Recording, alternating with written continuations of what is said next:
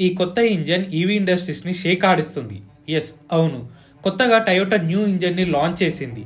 అదే hydrogen engine. I don't want to listen to a debate on hydrogen fuel cells because I just think that they're extremely silly.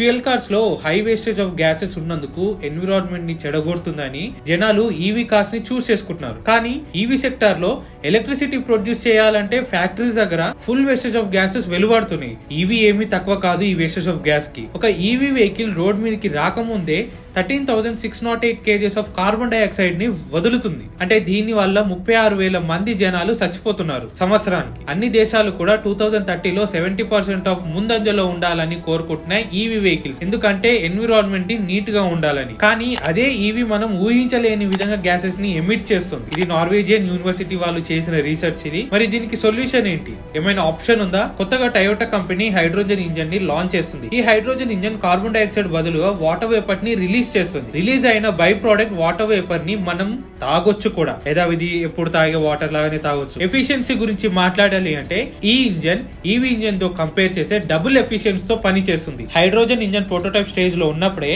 Tesla ఒక highest seller model EV motor కంటే hydrogen engine better గా perform చేసింది. అంటే EV కంటే hydrogen engine చాలా better గా perform చేసింది. ఏంటి నమ్మాలని అనిపించట్లేదా? అయితే ఇది వినుండ్రి. టయోటా హైడ్రోజన్ ఇంజన్ ఒక రీఫిల్ లో 650 km రేంజ్ వస్తుంది. అట్లనే హైడ్రోజన్ ని 5 minutes లో రీఫిల్ చేస్తే 100% రీఫిల్ అవుతుంది. అదే Tesla model EV single charge లో 500 km ఫుల్ బ్యాటరీ చార్జ్ కోసం 12 hours టైం పడుతుంది ఫుల్ చార్జ్ కి ఈవీ మోడల్. ఇదంతా ఓకే. టయోటా ఎన్విరాన్మెంట్ ని మనసులో పెట్టుకొని ఈ ఇంజన్ ని తయారు చేసింది అని అనుకున్నారు కదా మీరు. అయితే టయోటా హైడ్రోజన్ ఇంజన్ ని తప్పనిసరిలో తయారు చేసింది. ఎందుకంటే US government Toyota normal cars ని బ్యాన్ చేసింది. అసలు మ్యాటర్ ఏంటి అంటే టయోటా యుఎస్ లో 2005 నుంచి 2015 వరకు high demand with high sales ఉన్నాయి. కానీ టయోటా కంపెనీ డబ్బు చూసుకొని ఈ 10 సంవత్సరాలు టెయిల్ పైప్ క్యాటలిటిక్ కన్వర్టర్ ని చేంజ్ చేయలేదు, మోడిఫై చేయలేదు.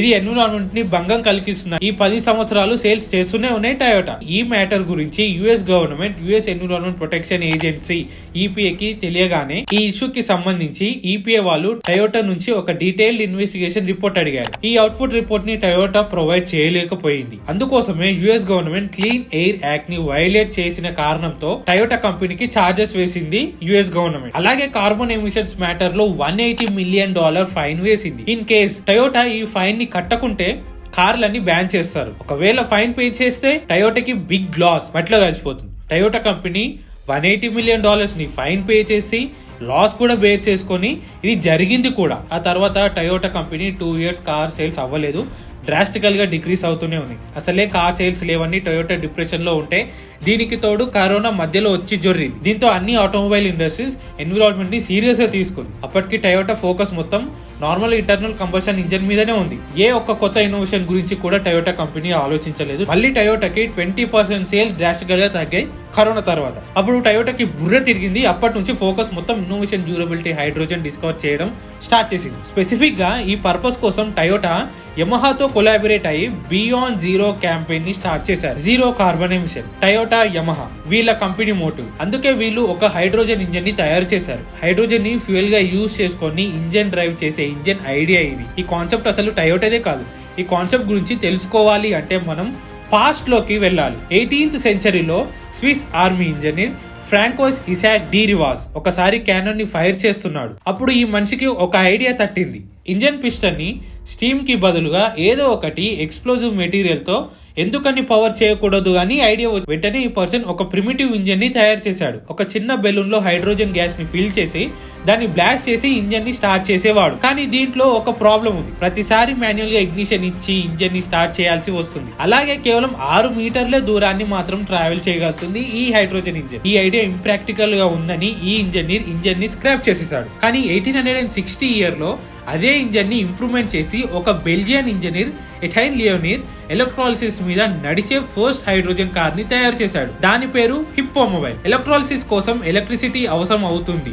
అలాగే ఎలక్ట్రిసిటీ ఫాజిల్ ఫ్యూయల్స్ నుంచి జనరేట్ అవుతుంది. అందుకే అందరూ కూడా ఫాజిల్ ఫ్యూయల్స్ వైపు షిఫ్ట్ అయిపోయారు. ఇక్కడ ఫాజిల్ ఫ్యూయల్స్ తో నడిచే 2 ఇంజన్లు ఉన్నాయి. ఒకటి డీజిల్ ఇంజన్, 2 పెట్రోల్ ఇంజన్. వీటి వల్ల 1966 వరకు హైడ్రోజన్ ఇంజన్ కాన్సెప్ట్ ఒక థియరీ లాగా మిగిలిపోయింది. 1966లో General Motors company rocket fuel టెక్నాలజీని నార్మల్ కార్స్ లో యూజ్ చేయడానికి ఆలోచించింది. ఆ తర్వాత అపోలో మిషన్ ఒక క్రయోజెనిక్ హైడ్రోజన్ ట్యాంక్ ని ఇన్స్పిరేషన్ గా తీసుకొని first hydrogen fuel car cell ని తయారు చేసింది. ఈ కార్ కి ఎలక్ట్రో వ్యాన్ అని పేరు కూడా పెట్టిండ్రు. అయితే ఈ వెహికల్ ని నడుస్తున్న హైడ్రోజన్ బాంబ్ అని చెప్పొచ్చు. ఈ కార్ లో హైడ్రోజన్ అండ్ ఆక్సిజన్ గ్యాసెస్ యొక్క సిలిండర్స్ ఉన్నాయి. హైడ్రోజన్ ప్లస్ ఆక్సిజన్ అనేది డెడ్లీ కాంబినేషన్ అని మనందరికీ తెలిసింది, ఎందుకంటే రెండు కూడా ఇన్ఫ్లేమబుల్ గ్యాస్ అవుతాయి.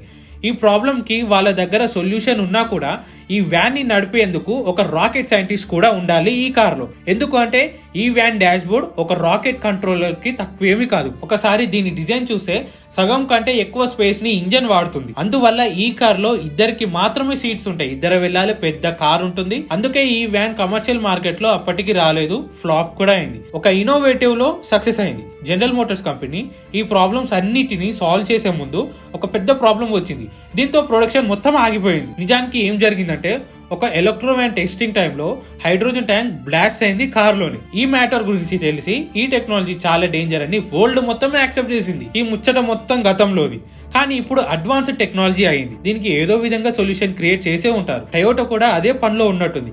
ఈ టెక్నాలజీలో ఉండే ప్రాబ్లమ్స్ అన్ని టయోటా ఎలా సాల్వ్ చేసింది, ఎలా, హౌ ఈ టెక్నాలజీతో తయారయ్యే ఇంజన్స్ బ్లాస్ట్ ప్రూఫ్ గా ఎలా మార్చింది టయోటా. ఇలాంటి ఎన్నో విషయాలు దృష్టిలో పెట్టుకొని టయోటా ఏ వ్యాన్ లో ఉన్నా ఒక ప్రాబ్లమ్ ని సాల్వ్ చేసేసింది. ముందుగా సేఫ్టీతో స్టార్ట్ చేసింది.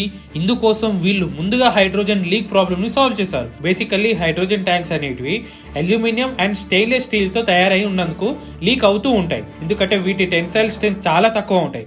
ఈ ప్రాబ్లమ్ ని సాల్వ్ చేసేందుకు టయోటా ఎలాంటి మెటీరియల్ ని యూజ్ చేసింది అంటే దాని టెన్సైల్ స్ట్రెంత్ ఎక్కువ ఉండడంతో పాటు మెటీరియల్ కూడా లైట్ వెయిట్ ఉంటుంది.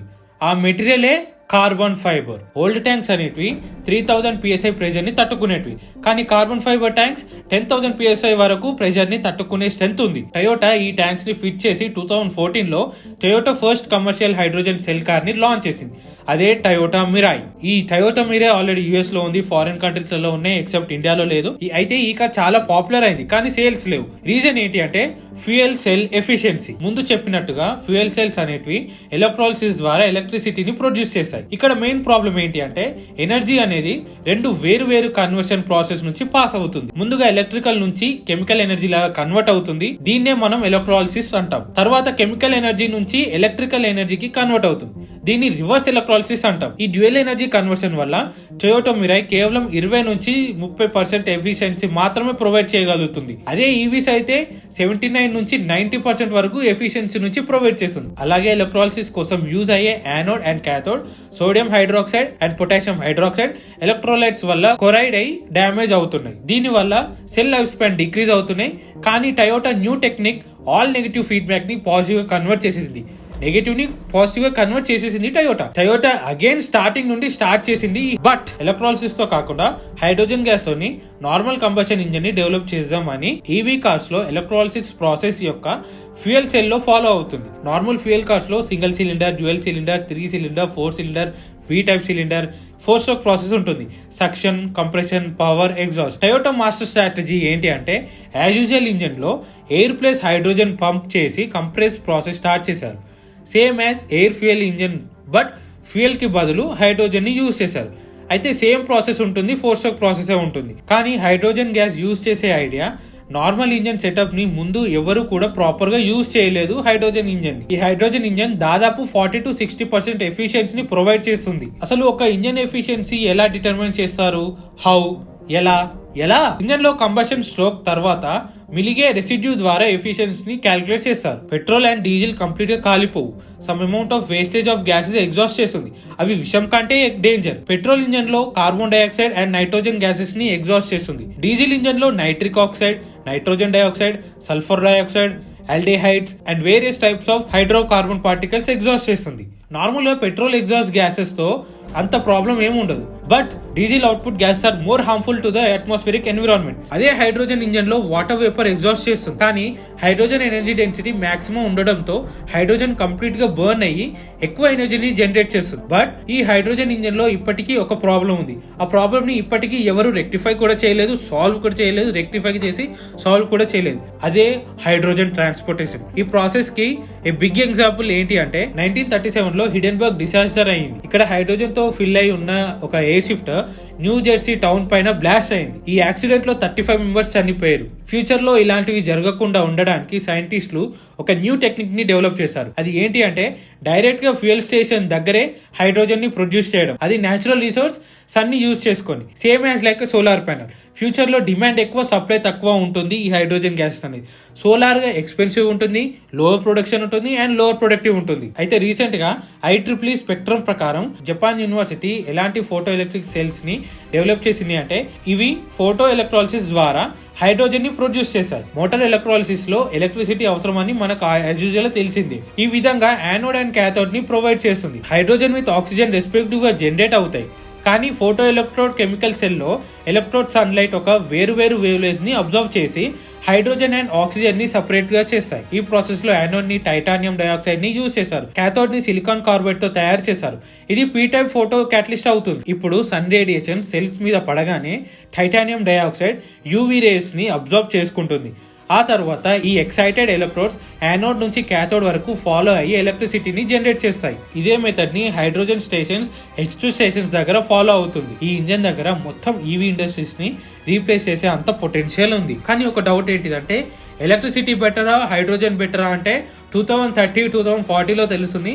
కానీ టొయోటా వాళ్ళు చెప్తుంది ఏంటంటే 2025, 2030 వరకు హైడ్రోజన్ గ్యాసెస్ అని తీసుకొస్తున్నారు. ఒకవేళ హైడ్రోజన్ గ్యాస్ తీసుకొచ్చి ట్రాన్స్పోర్టేషన్ కరెక్ట్ గా ఉండి మైలేజ్ ఎక్కువ వస్తే ఈవీ పని ఖతం అవుతుంది, టెస్లా క్లోజ్ అవుతుంది. ఈ వీడియో కానీ మీకు నచ్చినట్లయితే ప్లీజ్ లైక్ చేయండి, షేర్ చేయండి, సబ్స్క్రైబ్ చేయండి. పక్కన ఉన్న బెల్ ఐకాన్ ని ప్రెస్ చేస్తే ఎవ్రీ నోటిఫికేషన్ మీకు అప్ టు డేట్ ఉంటుంది. Thank you, bye.